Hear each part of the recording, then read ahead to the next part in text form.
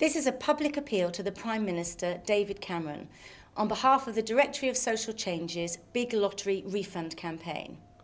Please will you pay back £425 million of lottery money which the previous government raided to fund the Olympics? We have repeatedly written to you and your ministers, but continue to hear the same line, that there will be no refund until the mid-2020s, or shockingly even later than that, by which time many charities will have folded. I am at my wits' end and well and truly befuddled by this, and here's why. It's a straightforward case.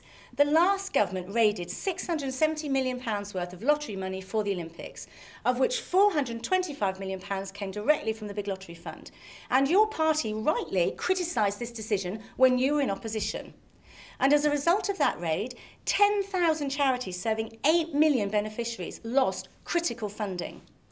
We want the money paid back in full to the Big Lottery Fund now, so that they can distribute it to charities now, so those vulnerable people and causes can be helped now. It's a really simple ask, based on a sound principle of right and wrong.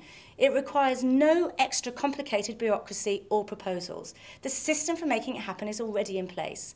Yet your ministers keep telling me the same story, that this request is bound up in complicated agreements and deals between government agencies, and that's why nothing will happen for decades.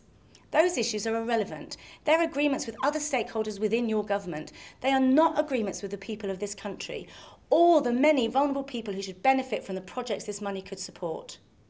I want to remind you of the words of your very own Olympics minister. When these raids were announced in 2007, he rightly said that in raiding the lottery for a further £675 million to make up the shortfall, the government will penalise precisely the clubs and small organisations up and down the country that were supposed to benefit from the Olympics. And your party's own policy documents, which correctly argue that government raids on the lottery good causes have undermined the single most important source of public grants for the voluntary sector.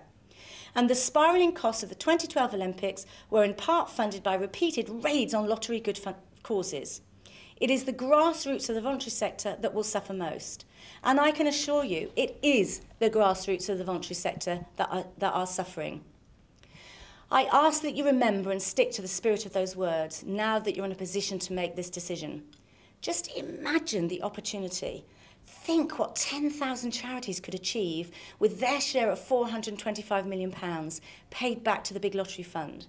Those 10,000 charities, their 8 million beneficiaries and millions of volunteers embody exactly the kind of civic responsibility I know you want to see. And it's such an easy win. Imagine being able to announce that not only were the British Olympics a great success, but that your government has decided to right a terrible wrong and pay back charities the money they were forced to sacrifice under the previous administration in order to make the Games possible. Imagine how that would make the nation feel. I will not stop asking. Please, Prime Minister, will you write a cheque for £425 million now, payable to the Big Lottery Fund?